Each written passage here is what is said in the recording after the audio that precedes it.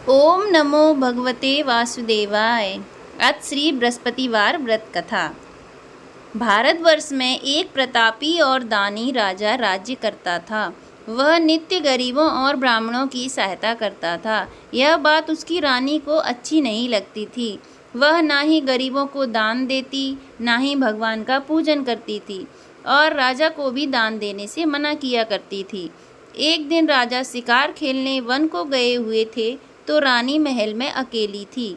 उस समय बृहस्पति देव साधु के वेश में राजा के महल में भिक्षा के लिए गए और भिक्षा मांगी तो रानी ने भिक्षा देने से इनकार किया और कहा, हे साधु महाराज, मैं तो इस दान पुण्य से तंग आ गई हूँ। मेरा पति सारा धन लुटाते रहते हैं। मेरी इच्छा है कि हमारा धन नष्ट हो जाए, फिर ना रहेगा बांस और ना बजेगी बांसुरी। साधु ने कहा, देवी तुम तो बड़ी विचित्र हो। धन संतान तो सभी चाहते हैं, पुत्र और लक्ष्मी तो पापी के घर भी होना चाहिए। यदि तुम्हारे पास अधिक धन है तो भूखों को भोजन दो, प्यासों के लिए प्याऊ बनवाओ, मुसाफिरों के लिए धर्मशालाएं खुलवाओ। जो निर्धन अपनी कुंवारी कन्याओं का विवाह नहीं कर सकते उनका विवाह करा दो। ऐसे और कई काम हैं जिनके करने से तुम्हारा यश लोक परलोक में फैलेगा। परंतु रानी पर उपदेश का कोई प्रभाव ना पड़ा। वह बोली, महाराज आप मुझे कुछ ना समझाएं। मैं ऐसा धन नहीं चाहती जो हर जगह बांटती फिरूं। साधु ने उत्तर दिया, यदि तुम्हारी ऐसी इच्छा है तो तथास्तु। तुम ऐसा करना कि बृहस्पतिवार को घर लीपकर पीली मिट्टी से अपना सिर धोकर स्नान करना, भट्टी चढ़ाकर कपड़े धोना। ऐसा करने से आपका सारा धन नष्ट हो जाएगा। इतना कहकर वह साधु महाराज वहाँ से अलोप हो गए। साधु के अनुसार कई बातों को पूरा करते हुए रानी को केवल 3 बृहस्पतिवार ही बीते थे कि उसकी समस्त धन संपत्ति नष्ट हो गई। भोजन के लिए राजा का परिवार तरसने लगा। तब एक दिन राजा ने रानी से बोला कि हे रानी, तुम यहाँ पर रहो, मैं दूसरे देश को जाता हूँ, क्योंकि यहाँ पर मुझे सभी मनुष्य जानते हैं, इसीलिए कोई छोटा कार्य नहीं कर सकता। ऐसा कहकर राजा परदेश चला गया। वहाँ वह जंगल से लकड़ी काट कर लाता और शहर में बेचता। इस तरह वह अपना जीवन व्यतीत करने लगा। इधर राजा के परदेश जाते ही रानी और दासी दुखी रहने लगी। एक दिन जब रानी और दासी को 7 दिन तक बिना भोजन के रहना पड़ा तो रानी ने अपनी दासी से कहा, हे दासी, पास ही के नगर में मेरी बहन रहती है, वह बड़ी धनवान है। तू उसके पास जा और कुछ ले आ ताकि थोड़ी बहुत गुजर बसर हो सके। दासी रानी की बहन के पास गई। उस दिन गुरुवार था और रानी की बहन उस समय बृहस्पति व्रत की कथा सुन रही थी।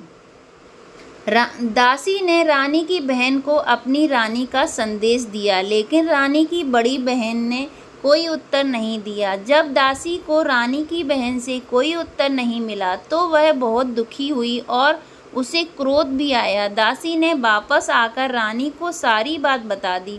सुनकर रानी ने अपने भाग्य को कोसा। उधर रानी की बहन ने सोचा कि मेरी बहन की दासी आई थी, परंतु मैं उससे नहीं बोली, इससे वह बहुत दुखी हुई होगी। कथा सुनकर और पूजन समाप्त करके वह अपनी बहन के घर आई और कहने लगी, हे बहन, मैं बृहस्पतिवार का व्रत कर रही थी। तुम्हारी दासी मेरे घर आई थी, परंतु जब तक कथा होती है तब तक ना तो उठते हैं और ना ही बोलते हैं, इसीलिए मैं नहीं बोली। कहो दासी क्यों गई थी? रानी बोली, बहन तुमसे क्या छिपाऊं, हमारे घर में खाने तक को अनाज नहीं था। ऐसा कहते कहते रानी की आंखें भर आईं। उसने दासी समेत पिछले 7 दिनों से भूखे रहने तक की बात अपनी बहन को विस्तार पूर्वक सुना दी। रानी की बहन बोली, देखो बहन, भगवान बृहस्पति देव सबकी मनोकामना को पूर्ण करते हैं। देखो शायद तुम्हारे घर में अनाज रखा हो। पहले तो रानी को विश्वास नहीं हुआ, पर बहन के आग्रह करने पर उसने अपनी दासी को अंदर भेजा तो उसे सचमुच अनाज से भरा एक घड़ा मिला। यह देखकर दासी को बड़ी हैरानी हुई। दासी रानी से कहने लगी, हे रानी, जब हमको भोजन नहीं मिलता तो हम व्रत ही तो करते हैं, इसीलिए क्यों ना इनसे व्रत और कथा की विधि पूछ ली जाए ताकि हम भी व्रत कर सकें। तब रानी ने अपनी बहन से बृहस्पतिवार व्रत के बारे में पूछा। उसकी बहन ने बताया, बृहस्पतिवार के व्रत में चने की दाल और मुनक्का से विष्णु भगवान का केले की जड़ में पूजन करें तथा दीपक जलाएं, व्रत कथा सुनें और पीला भोजन ही करें। इससे बृहस्पति देव प्रसन्न होते हैं। व्रत और पूजन की विधि बताकर रानी की बहन अपने घर लौट गई। 7 दिन के बाद जब गुरुवार आया तो रानी और दासी ने व्रत रखा। गुड़साल से जाकर चना और गुड़ लेकर आईं। फिर उससे केले की जड़ और विष्णु भगवान का पूजन किया।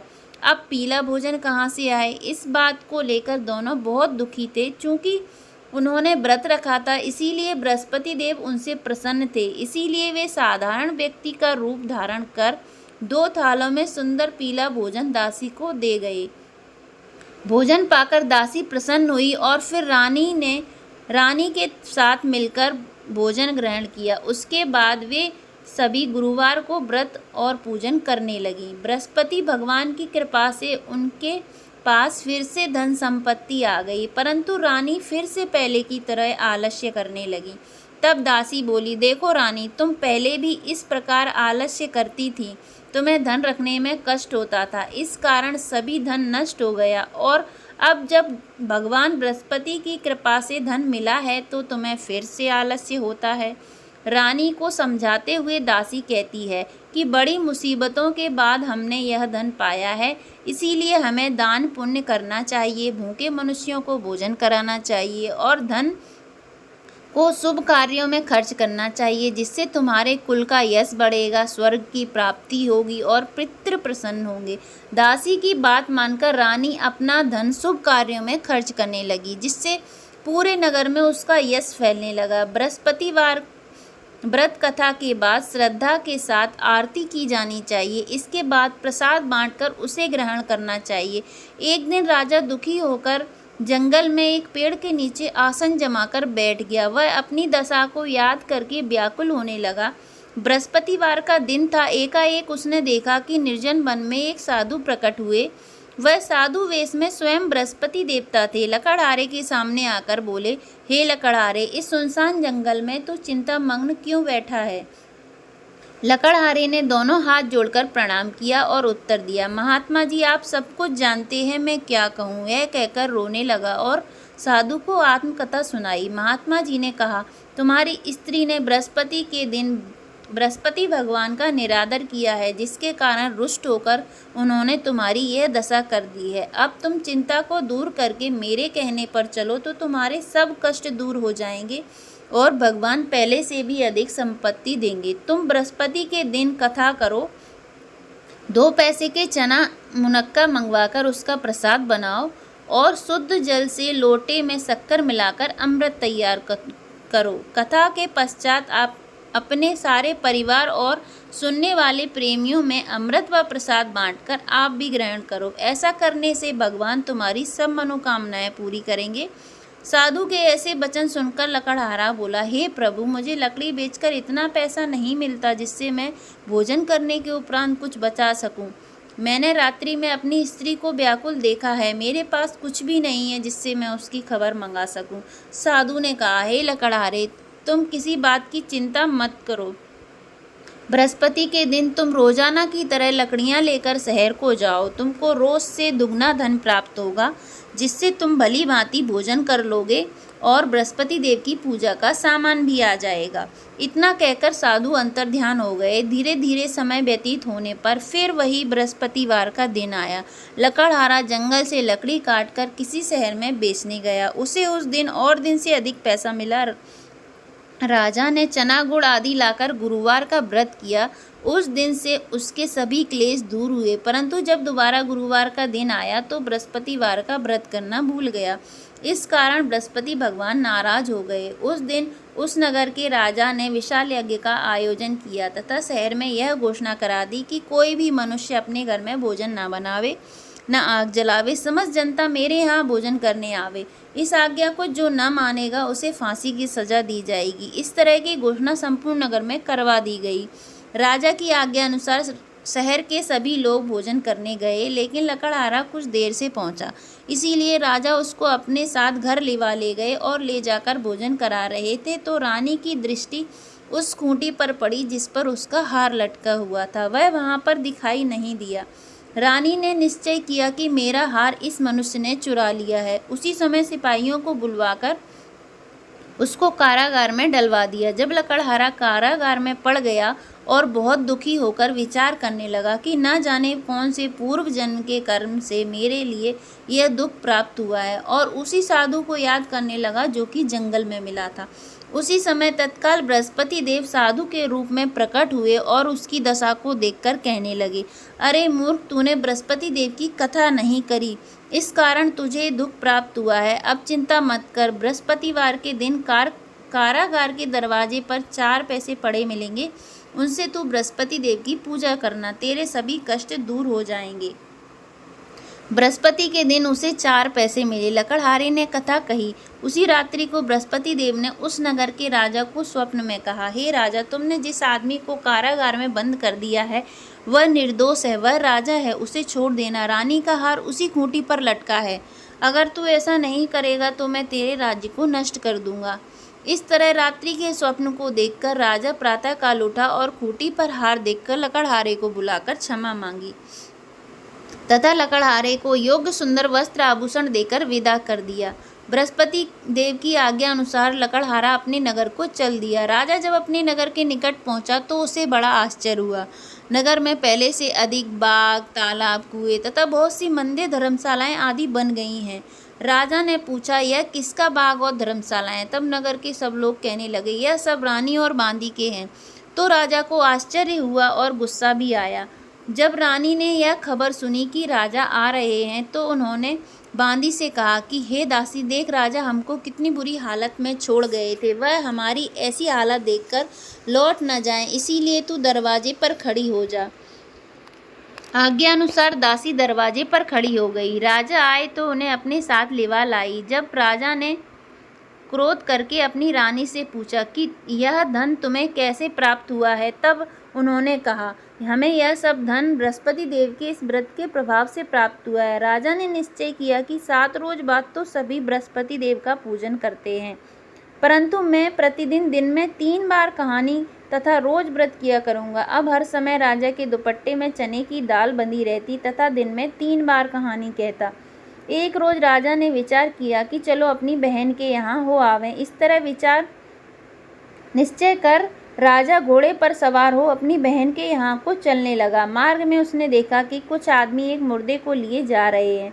उन्हें रोककर राजा कहने लगा, अरे भाइयों, मेरी बृहस्पति देव की कथा सुन लो। वे बोले, लो, हमारा तो आदमी मर गया है, इसको अपनी कथा की पड़ी है। परंतु कुछ आदमी बोले, अच्छा कहो, हम तुम्हारी कथा भी सुनेंगे। राजा ने दाल निकाली और जब कथा आदि हुई तो मुर्दा हिलने लग गया तथा जब कथा समाप्त हो गई तो राम राम करके मनुष्य उठकर खड़ा हो गया। आगे मार्ग में उसे एक किसान खेत में हल चलाता मिला। राजा ने उसे देखा और उससे बोला, अरे भैया, तुम मेरी बृहस्पतिवार की कथा सुन लो। किसान बोला, जब तक मैं तेरी कथा सुनूंगा तब तक 4 अरैयां जोत लूँगा, जा अपनी कथा किसी और को सुनाना। इस तरह राजा आगे चलने लगा। राजा के हटते ही बैल पछाड़ खाकर गिर गए तथा किसान के पेट में बड़ी जोर से दर्द होने लगा।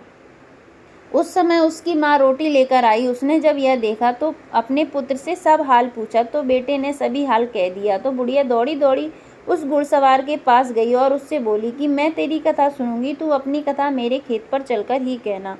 राजा ने बुढ़िया के खेत पर जाकर कथा कही, जिसके सुनते ही वह बैल उठ खड़े हुए तथा किसान के पेट का दर्द बंद हो गया। राजा अपनी बहन के घर पहुंचा। बहन ने भाई की खूब मेहमानी की। दूसरे रोज राजा प्रातः काल जगा तो वह देखने लगा कि सब लोग भोजन कर रहे हैं। राजा ने अपनी बहन से कहा, ऐसा कोई मनुष्य है जिसने भोजन ना किया हो? मेरी बृहस्पतिवार की कथा सुन ले। बहन बोली, हे भैया, यह देश ऐसा ही है, पहले यहाँ लोग भोजन करते हैं, बाद में अन्य काम करते हैं। अगर कोई पड़ोस में हो तो देख आऊं। वह ऐसा कहकर देखने चली गई, परंतु उसे ऐसा कोई व्यक्ति नहीं मिला जिसने भोजन ना किया हो। अतः वह एक कुमार के घर गई जिसका लड़का बीमार था। उसे मालूम हुआ कि उनके यहाँ 3 रोज से किसी ने भोजन नहीं किया है। रानी ने अपने भाई की कथा सुनने के लिए कुमार से कहा। वह तैयार हो गया। राजा ने जाकर बृहस्पतिवार की कथा कही, जिसको सुनकर उसका लड़का ठीक हो गया। अब तो राजा की प्रशंसा होने लगी। एक रोज राजा ने अपनी बहन से कहा, हे बहन, हम अपने घर को जाएंगे, तुम भी तैयार हो जाओ। राजा की बहन ने अपनी सास से कहा। सास ने कहा, हाँ चली जा, परंतु अपने लड़कों को मत ले जाना, क्योंकि तेरे भाई की कोई औलाद नहीं है। बहन ने अपने भाई से कहा, हे भैया, मैं तो चलूंगी, पर कोई बालक नहीं जाएगा।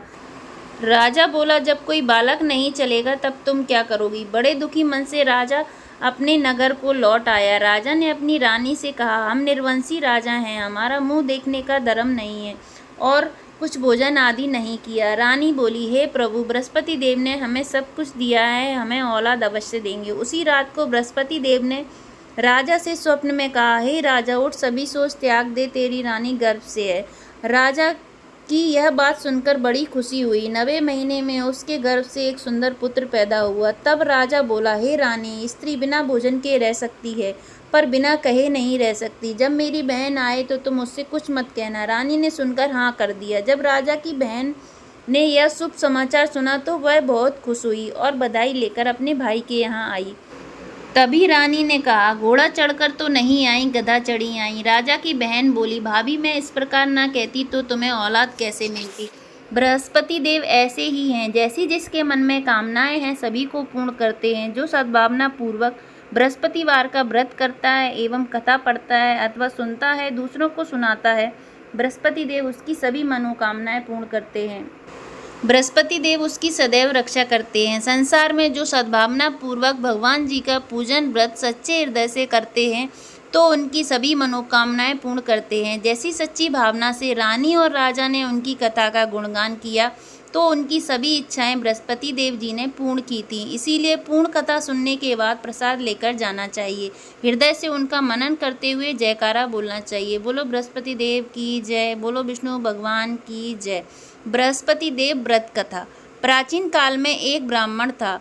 वह बहुत निर्धन था, उसके कोई संतान नहीं थी। उसकी स्त्री बहुत मलिनता के साथ रहती थी। वह स्नान ना करती, किसी देवता का पूजन ना करती। इससे ब्राह्मण देवता बड़े दुखी थे। बेचारे बहुत कुछ कहते, किंतु उसका कुछ परिणाम ना निकला। भगवान की कृपा से ब्राह्मण की स्त्री के कन्या रूपी रत्न पैदा हुआ। कन्या बड़ी होने पर प्रातः काल स्नान करके विष्णु भगवान का जाप व बृहस्पतिवार का व्रत करने लगी। अपने पूजन पाठ को समाप्त करके विद्यालय जाती तो अपनी मुट्ठी में जौ भर के ले जाती और पाठशाला के मार्ग में डालती जाती।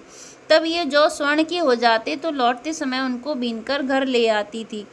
एक दिन वह बालिका सूप में उस सोने के जौ को फटक कर साफ कर रही थी कि उसके पिता ने देख लिया और कहा, हे बेटी, सोने के जौ फटकने के लिए सोने का सूप होना चाहिए।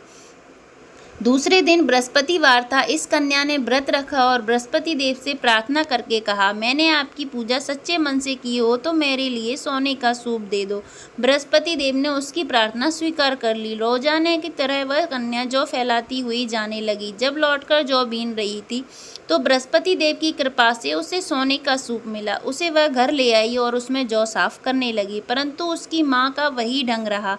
एक दिन वह कन्या सोने के सूप में जौ साफ कर रही थी। उस समय उस शहर का राजपुत्र वहां होकर निकला। इस कन्या के रूप और कार्य को देखकर मोहित हो गया और अपने घर जाकर भोजन तथा जल त्याग कर उदास होकर लेट गया। राजा को जब इस बात का पता लगा तो अपने प्रधानमंत्री के साथ उसके पास गए और बोले, हे बेटा, तुम्हें किस बात का कष्ट है? किसी ने अपमान किया अथवा और कारण हो सो कहो, मैं वही कार्य करूँगा जिससे तुम्हें प्रसन्नता हो।